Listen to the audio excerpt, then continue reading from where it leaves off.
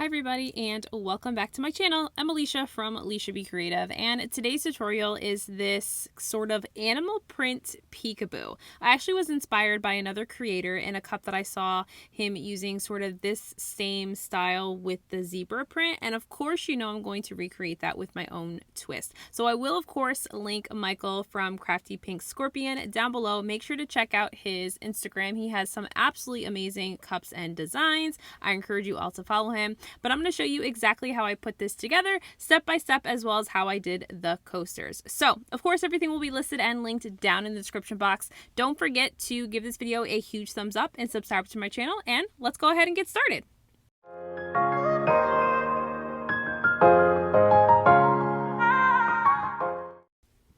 Alright, so let's go ahead and get started. So I have a 20-ounce curved or modern tumbler. I've had this for quite a while. It was one of the cups that ended up being in my strip pile from another design that I just was not thrilled with, so I ended up stripping it. So I believe I originally purchased this from Maker Flow Craft, so I will definitely make sure to link them so that you can check out this style tumbler if you're interested in purchasing this style. But we are going to be applying some foil sheets to this tumbler. So I'm going to use Tack It in a Wet n Wild brush, my favorite brushes to use. So just a thin coat of Tack It. Again, I think I've told you guys before, I don't like to dilute my Tack It. For me, I like to just use it straight from the bottle in a thin coat. It seems to work well for me, so I don't usually have an issue, and that's just kind of how I choose to do things. So we're going to be, again, making this sort of peekaboo style, and the base of this is going to be sort of this gold foil. So certainly if you didn't have these gold foil sheets, which I will link down in the description box, you can definitely use gold metallic spray paint. That would certainly get you exactly what I'm going for. Or you could choose to do a completely different color, which I think would turn out really cute and really unique if you chose a different style or a different color underneath as your base layer. So of course, as I'm getting this Tack It nice and tacky, I want to dry it. I like to speed up the process by using my heat gun as opposed to letting it air dry. You'll also notice that I did not apply any Tack It to the bottom of the cup because I know I'm going to go with a peekaboo. There's no real sense in me putting Tack It in the gold foil on the bottom because I'm not going to be applying any sort of stencils or peekaboo on there.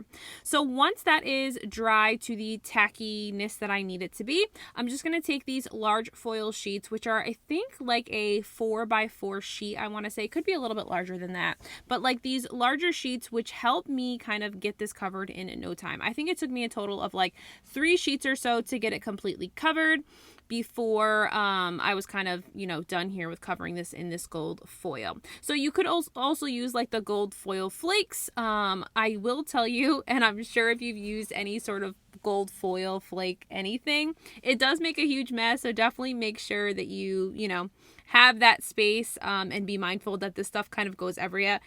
It kind of reminds me of like using like fine micas, because when you're using these foil flakes and sheets, once you start to rub them to sort of get them in the places you need them to go, it definitely starts flying all over the place. So I'm just kind of peeling up the pieces that are the excess or overlap and using those to cover up the bits of the stainless steel cup that are still exposed so that I can get this cup entirely covered in this gold foil flake.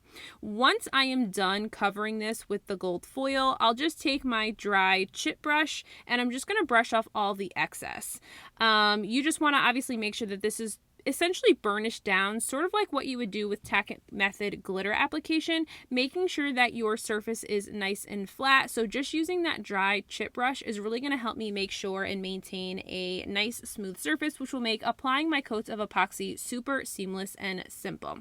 So once I'm done with that, of course I'm going to put a coat of epoxy over this. I'm not going to really worry about it drying. Tack It is always going to stay tacky, so I don't have to wait at any point in time for the glue to dry.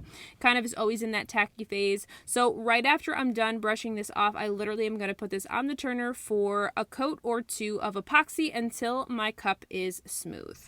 So my coat has now gotten 2 coats of epoxy, and I have already sanded the top rim. So when you're doing a peekaboo, you want to make sure that you sand your top rim after your first initial couple coats of epoxy so that when you go to apply your spray paint and your stencils and all of that, after you do that layer of epoxy, you want to make sure that your first layer of whatever your base was, whether it was paint or glitter, isn't exposed. So I like to sand down pretty far with my first coat, my first 2 coats of epoxy. That way my spray paint layer, when I go to sand it, I won't have any of that gold foil exposed. So I have some leftover leopard print on some stencil vinyl from a previous project, and then I found this zebra print SVG from Creative Fabrica, which I will link down in the description box. So I've cut this to be about 7 inches, like a 7x7 square, and that is because I'm not going to fully wrap this. Obviously this cup is a curve, so I won't be able to fully wrap it around the tumbler. It won't fit obviously properly, and because I don't have a silhouette and can't warp it, I'm actually going to cut this into strips in order to get it to applied to my cup, which is perfect because I'm going to interchange my zebra stripes with some leopard print in between different sets of the stripes. So I felt like this worked out really well, and of course, you know, if I can add more animal print to a cup, I'm for it. So I'm gonna take my piece of transfer tape here, and I'm just going to start to apply my pieces of zebra print to the tumbler. So I'm just taking kind of those strips, I just kind of cut it where I naturally thought it would look nice on the cup, if that makes sense. So it's got a lot of different sort of striping on the zebra pattern. So I kind of just cut where I thought it made the most sense. So I'm just going to use my transfer tape here to start to apply my zebra stripes first to the cup before I go back and apply any sort of leopard print.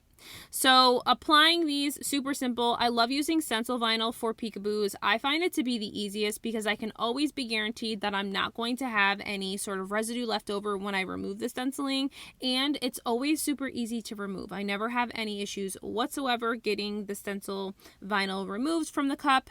One thing that I did not do, which I will talk about, is when you're going to do a peekaboo and your top layer is going to be glitter, you definitely want to make sure that you have some way to be able to find where you've put your stencils down. And so I'll talk about that a little bit as we get further into the video, but just a tidbit and food for thought, because I did not do that and I struggled quite a bit to remove these stencil pieces after the fact.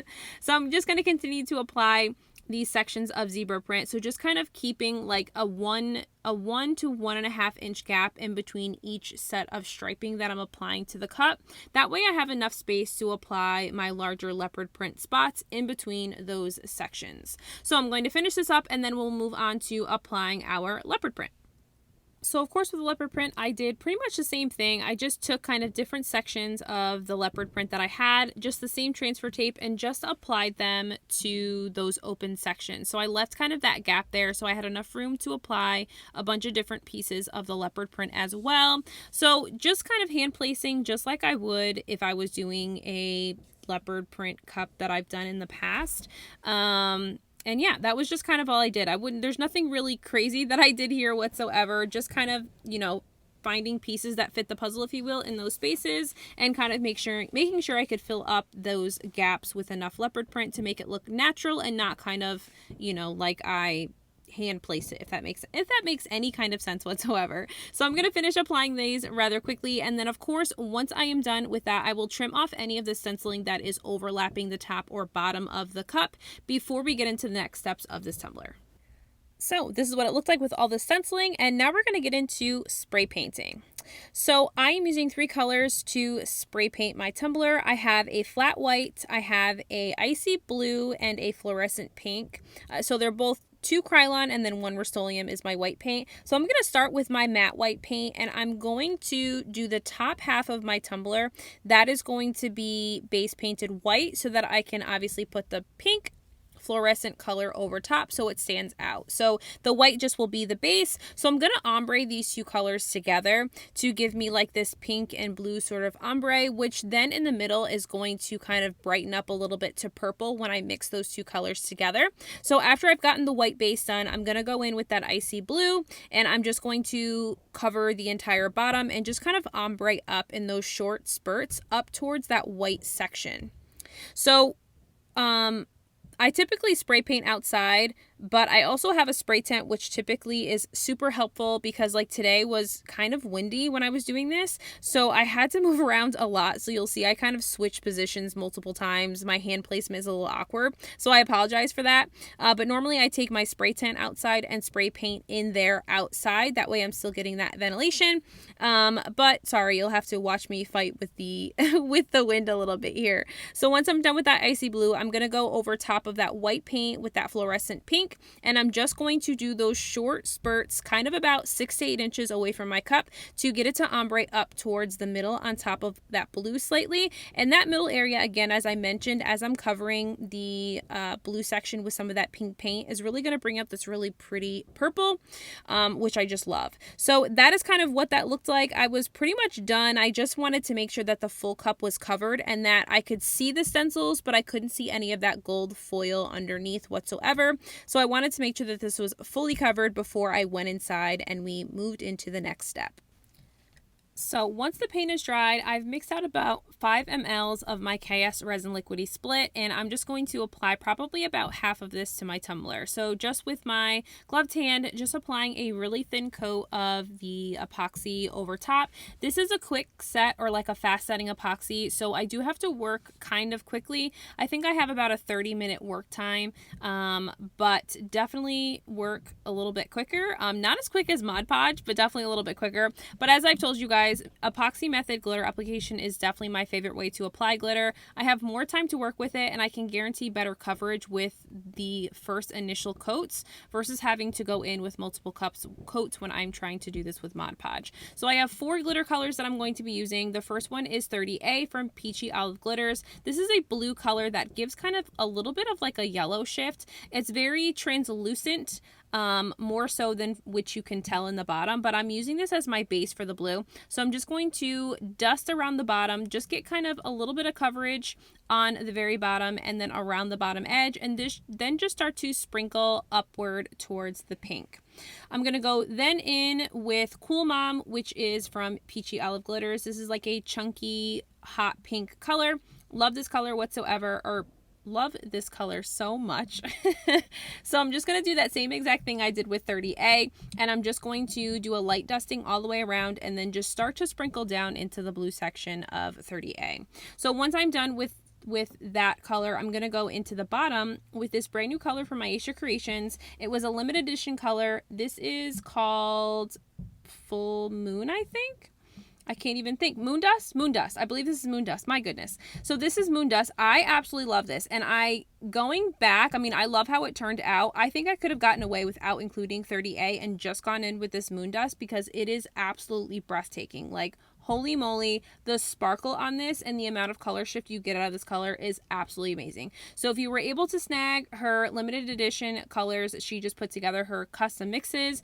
These are freaking fire, and I absolutely love Moondust, and I will definitely be using it again. So after I'm done with Moondust, I'm going to go in with Wednesdays from Peachy Olive Glitter to just finish off the top section and get that full coverage of that hot pink, and then sort of ombre that down into the Moondust and 30A down towards the bottom. This is just going to finish everything out, and look at that gorgeous sparkle and shine. I just love these two colors together. I get that beautiful pink, that beautiful blue on the bottom, and you get this really bright purple in the middle that I absolutely love. So I'm going to let this dry for about 2 hours or so before I go in totally with my coats of epoxy. But of course, before we can do that, I do have to remove the stencils. So this is the part where I struggled a little bit. It was super easy for me to remove all of the zebra stripes. Those were super easy to see through the fluorescent pink up top, but it was really difficult to see some of my leopard print in the darker Moondust and 30OA towards the bottom.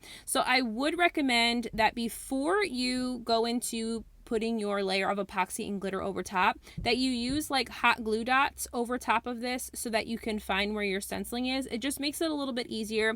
So I struggled a little bit, but I finally was able to locate all of the stencil pieces without scratching up my cup too much. And so this is what it looked like. I'll let this dry for 2 hours and then we'll go in for epoxy. So while I've got that on epoxy or under epoxy, I'm going to take that same zebra stripe pattern that I was using, and I'm going to create an offset of the zebra stenciling that I had. So it was a 6 offset, and then I am going to select the offset and the original image, and I'm going to slice it to create an outline of the original zebra print. So this I then will cut on a white vinyl, and that is what I'm going to use to be the outline of all of my zebra stripes. So while I am waiting for my coat of epoxy to cure on my tumbler, I decided that I would add a couple of extra kind of things to this cup. I just decided that these molds that I got for coasters would be super cute. So this mold I got from Amazon, and I'm just going to stop for a minute and just apologize right now because throughout this whole video I have realized that you guys can hear all of the background noise, which happens to be fireworks. I thought I was in the quietest part of my house, but clearly that is not as quiet as I thought it was. So please just ignore all of the fireworks happening in the background. I tried to do this as early as possible, but apparently my street loves to do fireworks even when it's still light outside. So anyway, back to regular scheduled programming here. So I've just taken 30 mLs of epoxy in my 2 medicine cups here, and I have mixed Cool Mom into one and Moon Dust into the other, and I'm going to be pouring them into these molds that I got from Amazon. So the first 2 are a sunflower mold. The middle ones, which I'm going to use, are leopard print, and then the bottom 2 are mermaid scales. So I've used this mold a couple of times, but I love these because it's thicker molds. They're like 1/2 inch coaster molds, and I just kind of love the thickness of that for like your car coasters. They're much easier to grab, and I just feel like they're more durable, if that makes sense. But I'm just gonna take my mixes here, my glitter resin here, and just pour kind of equal amounts into those molds there. I ended up having a little bit more than I thought I would, so I used a little bit left over in each little cup of epoxy to just fill up a little straw topper mold, which I thought would be another cute accessory and goodie to go along with this cup to whoever decides to purchase it. So I'm just going to fill up these molds as high as I can without obviously over pouring them. I want to make sure that they are filled to the top but not over poured so that they don't start to spill on the sides and then cause me to have to do some extensive sanding in order to get them nice and smooth again. So once I'm done with getting both of my coasters poured as well as my straw toppers, I let them sit for just a few minutes and just allow any of the bubbles and air that may be trapped inside of that resin to rise to the top. That way I can take my spray bottle, which always has 91% rubbing alcohol in it, and spritz the top of these to pop any of those bubbles. You definitely could also use like a barbecue lighter or just like those indoor kitchen lighters to sort of pop those bubbles. You really don't want to go in, and I'm really bad at doing this. I always use like my torch, which I would torch my cups on my molds, and really that can ruin your molds. So I definitely would stay away from that if you can. Sometimes just a really quick light torch isn't going to ruin your molds completely, but obviously overheating it too much could cause your mold to sort of melt and then make it impossible for you to demold this later. So I'm just going to sprit those, remove the bubbles, and then let those sit until they're cured. All right, so my cup is now cured. I'm now going to go in and I'm going to sand the top rim again. So again, when I first started this cup, after my first 2 initial coats of epoxy, I did sand. This is the second time I'm sanding the top rim because obviously now I've got that glitter up top and I want to make sure I have a nice smooth top rim and don't have any sharp or pokey bits towards the top of my cup. So this cup was pretty smooth after the 2 coats of epoxy over top of the glitter. I didn't really have to do anything too crazy as far as sanding goes. The other thing that I did not mention, and I did do, after the glitter layer dried, I did spray seal this with just some clear gloss spray paint to make sure that my glitter didn't migrate too much. So I just did a couple generous coats of that clear spray paint to make sure my glitter stayed put. You certainly could use something like Quick Coat or polyacrylic as well to make sure your glitters don't migrate or get over onto your gold foil sections, but the 2 coats of clear gloss spray paint solved that for me. So I'm going to finish sanding. I will clean this off with some 91% rubbing alcohol, and then we're going to get into applying the stenciling. So I just cut that stenciling again, as I mentioned, just on a white matte vinyl, and I'm going to hand place these. So this is a little bit tedious. It definitely took a little bit more work, and unfortunately when I originally cut this, I thought that I had a large large enough square of white vinyl, and I did not because some of it got cut off on the bottom. So I had to do a lot of patchwork with just using the extra pieces of vinyl that were left to be able to kind of cover up all of the sections that I didn't have, that the vinyl didn't reach or that didn't cut far enough, if that makes sense. So I'm just going to apply a couple of these with just using transfer tape. And then I end up just kind of picking them up with my craft knife, and because they're such thin lines, they were really easy to kind of like maneuver and manipulate to go in the direction that I wanted them to go, if that makes sense. So that was super helpful, and this probably took me a good 20 minutes just to get all of this applied. Take your time, you know, it's vinyl work. It's fun sometimes and other days not so fun, but I kind of just went with it. Again, I did a lot of using my transfer tape, but then as I got towards those other sections, I ended up having to kind of switch gears there and hand place and kind of manipulate the lines to go in the direction that they needed to go so that it covered just around that foil section and didn't sort of show any of that glittered area, if that makes sense. So I'm just going to finish applying these. Obviously, if you have questions, feel free to comment down below. If you need help with the offset feature in Cricut or whatever the case may be when it comes to doing kind of these offset lines. This is a little bit of a process. Again, like I said, took me about 20 minutes or so to get it completely done, but definitely well worth it when you look at the final results of the cup. So let's go ahead and see the finished look of this with all of the vinyl lines applied, and then let's move on to the very next step in the process.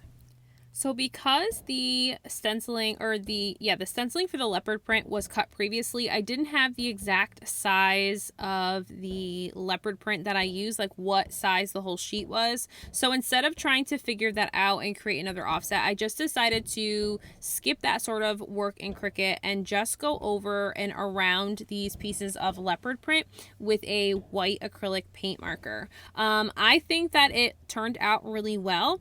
Definitely, if you already are going to be cutting your leopard print file as you're doing this, you could create that offset just like I did with the zebra print file without a problem, and then just hand place those around the different leopard print sections that you're using. But whatever you choose to do, if you choose not to do this, I definitely think that using the paint marker is a fine alternative, and I think it turned out pretty good. So I'm just going to outline all of the leopard print with this white acrylic paint marker. As I mentioned, I really just feel like this white just makes like the whole thing pop. And like I mentioned before at the beginning of the video, you don't have to do a gold base. I think that this would look really cute and really cool with like a white glittered base, and then have all these colors over top, and then maybe choosing to do a gold outlining as opposed to doing the white paint marker that I'm doing now. So I'm obviously not going to make you sit through watching me trace leopard print. I'm pretty sure that you guys can figure out how to do that. So just a quick speed session of me finishing up the leopard print and tracing all of that. Certainly if you mess up at any point in time, you can always use a little bit of rubbing alcohol to remove the paint marker and start over, which I love about this. It makes it so easy to be able to do. So this is the finished look before it goes under my coat of epoxy. Before I go under a coat of epoxy, because I had a lot of pieces I needed to sort of do surgery to, if you will, and apply extra pieces to cover some of the bottom sections, I am going to use a little bit of polyacrylic to seal in my vinyl. Normally with this white matte vinyl, I wouldn't do so because I don't ever worry about lifting, but because I had to do a lot of cutting and snipping and kind of covering up some of those sections, especially on this section you're watching right now, I want to make sure that I don't have any of that vinyl lift since it wasn't exactly cut correctly. I hope that makes sense. So just a really thin coat with a gloved hand of polyacrylic just over those sections, nothing too crazy. I'm going to let this dry for about 15 to 20 minutes before I put it under epoxy for one final coat. And so after sort of that is done, I now, while that's sort of drying its coat of epoxy, I think my final coat was about 15 to 20 mLs. I didn't need a whole lot over top of this to be final, but I'm just going to demold all of the rest of the pieces that I created, and then we'll kind of get the coasters set and ready, and that way everything is done together. So I'm going to demold these coasters, and we're going to apply a little bit of paint to them just to fill in those sort of open leopard print spots that are there, so it's kind of like a mold that has like those indentations, if that makes sense, for the leopard print, which I think is super unique and super cool.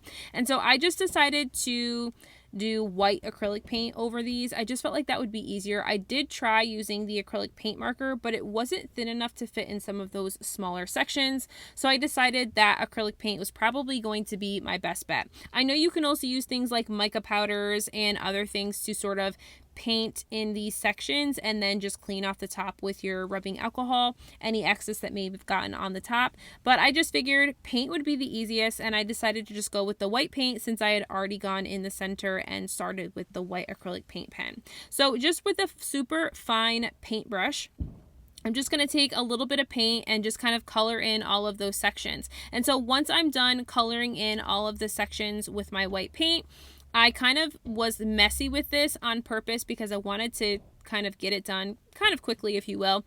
But I also know that obviously acrylic paint is super easy to clean up. So even if I got some on the top of the molds that obviously I don't want the white paint to be, all I needed to do was take a coffee filter with a little bit of 91% rubbing alcohol and just literally wipe it down.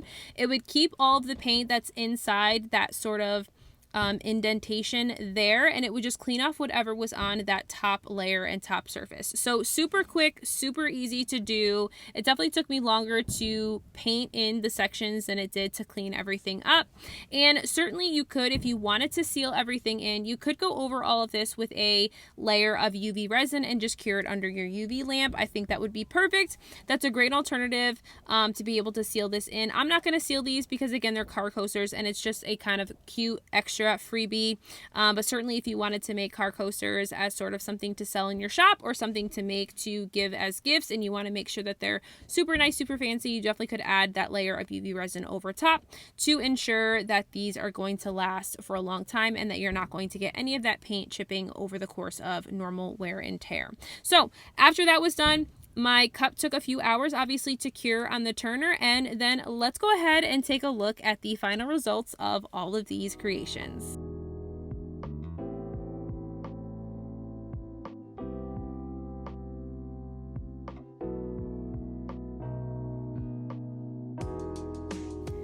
I really hope that you loved today's tutorial. If you did, definitely make sure to comment down below what you loved, and definitely also make sure to like and subscribe to my channel. I'll see you guys again very soon. Bye!